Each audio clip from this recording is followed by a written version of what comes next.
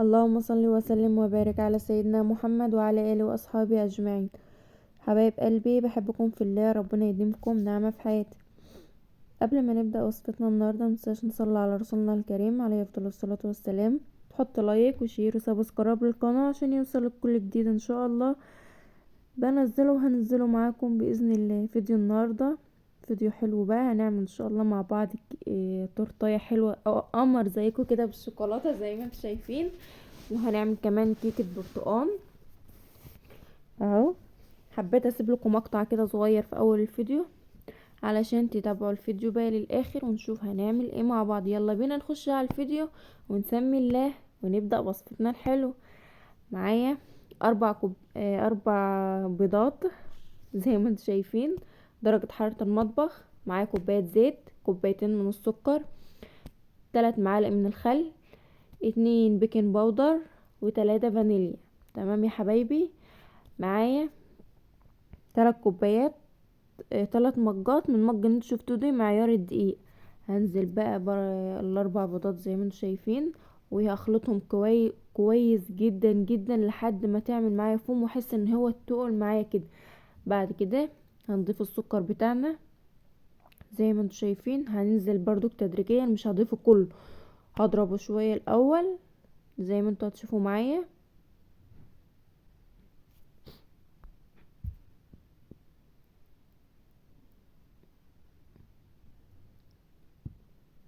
وهنعملها في حلة. شفتوا بقى الجديد، عند الجديد تلاقوه.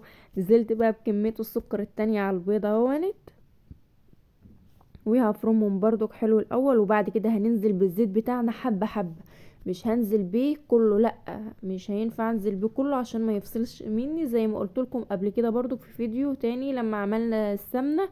ما ينفعش انزل بالزيت مرة واحدة، انزل بيه تدريجيا كده. كده ضربت الخليط بتاعي حلو مع بعض. تعالوا بقى للدقيق. شلت من ال3 كوبايات دقيق بتوع دول 3 معالق من الدقيق، ضفت مكانهم 3 معالق من الكاكاو. تمام كده. يعني هعاير المج بتاع دقيق، بعد ما اعايره هشيل منه 3 كوبايات من الدقيق، هضيف عليهم 3 من الكاكاو اهو. وهنزل بكيس واحد من البيكنج باودر، شايفين كده. هديهم بقى تقليبة حلوة. حطينا كمان نص معلقة كاكاو، هيبقى كده معايا 3 معالق ونص من الكاكاو الخام. ومعايا اللبن بتاعي. جربي تعملي الكيكه بتاعتك بلبن مغلي كده، شوفي النتيجه هتطلع معاكي حلوه جدا جدا. الخليط بتاعي اهونت. نزلت بقى باللبن بتاعي ومغلي، مش هيفصل مني من في البيض ولا اي حاجه، ما تخافيش. افرمه برضو فرمه كويسه كده. كده القوام بتاعي بقى تقيل معايا شويه. هنزل بقى بالخل بتاعي وهديها تقليبه حلوه برضو كده، وتقليبه حلوه كده زي ما انتوا شايفين. خلاص كده انا قلبت الخليط بتاعي. هنزل بقى بالدقيق شويه شويه كده اهوت، ويهديهم تقليبه حلوه برضو لحد ما اوصل للقوام اللي انا عاوزاه.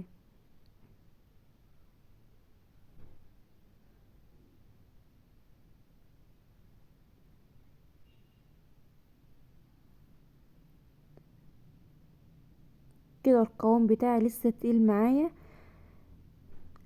هنضيف لهم شويه خليط من اللي احنا عاملينه برضك مع بعض كمان، علشان القوام يكون خفيف شويه معايا، مش عاوزه القوام تقيل قوي زي ما انتوا شايفين اهو.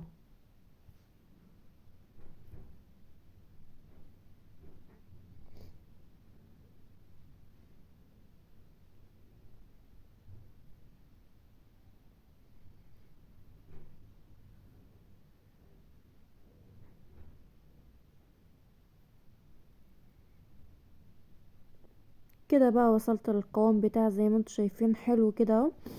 معايا بقى ورقة من الزبدة فرشاها في الحلة بتاعتي ودهناها شوية من الزيت. هنزل بقى بكمية الخليط بتاعه كله زي ما انتوا شايفين.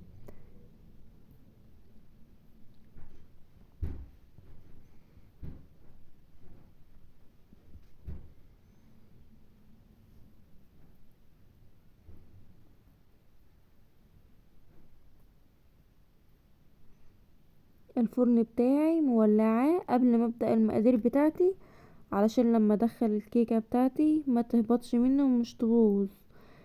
تمام كده، حطيناها بقى في الفرن. هنعمل بقى كريم الشانتيه بتاعنا. معايا لبن متلج او ساقع، كوباية كريم شانتيه خام وفي السكر بتاعه.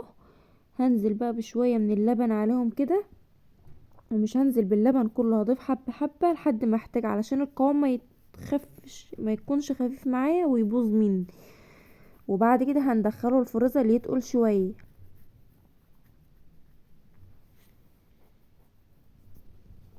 اهو ضربنا كده الخليط بتاعنا اللي هو الكريم شانتيه زي ما انتوا شايفين. هنحطه بقى في التلاجة وهنعمل مع بعض الكاكاو الخام اللي هو جناش الشوكولاتة. انا ما عنديش لبن، خلصت لبن بقى خلاص. للكيكة بتاعتي هنزل بكوباية مية سخنة على نص كوباية من الزيت. كوباية مية من السخنة زي ما انتوا شايفين، عليها نص كوباية من الزيت، عليها كوباية كاكاو خام، وكوباية من السكر او نص كوباية حسب رغبتك في السكر، بتحب مسكر او خفيف. شايفين بقى القوام تقيل معايا ازاي ما شاء الله. وكمان لما حطيته في التلاجة تقول اكتر. ما عندكيش لبن تقدري تعمليه بميه سخنه عادي جدا. خلاص ركننا حاجتنا كده على جنب. تعالوا نعمل بقى صينيه كيكه بالبرتقال. معايا كوبايه من الدقيق، مج من الدقيق، حطيت على نص كيس بيكنج باودر، ومعايا عصير برتقال اهو، وبشر برتقال برضك. وده في البوله الابيض ده خليط من اللي احنا كنا عاملينه برضك للكيكه الشوكولاته اللي احنا هنعمل بها التورته ان شاء الله مع بعض. نزلت بقى بشويه من بشر البرتقال ده. بشر البرتقال ده كان عندي في الفريزر اللي كنا عاملينه، لو تفتكروا رجعوا في الفيديو القديم بتاع البرتقال والسفندي اللي كنا عملناه مع بعض، السائل بتاعهم. خدت بقى البشر وفرزته عندي كده. هنزل بشوية عليهم على الدقيق وهقلبه كويس جدا كده، وهنزل بعصير البرتقال وهحط الخليط بتاعي اللي فايض بقى معايا، اللي فيه لبن وبيض وفيه زيت برضك، وهنقلبه تقليبه حلوة كده.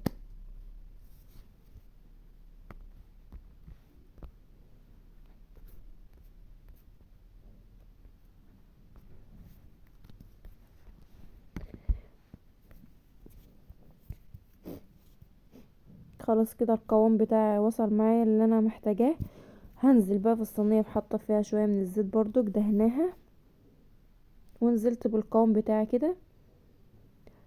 هديها تخبطتين كده عشان لو فيها فراغات تطلع، الهواء اللي فيها يطلع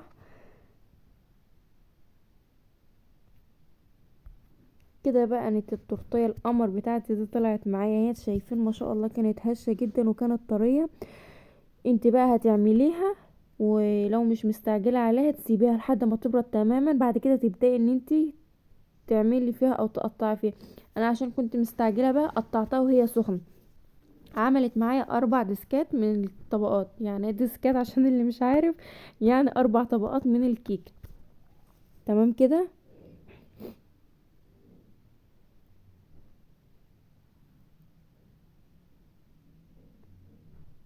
اهو ما شاء الله.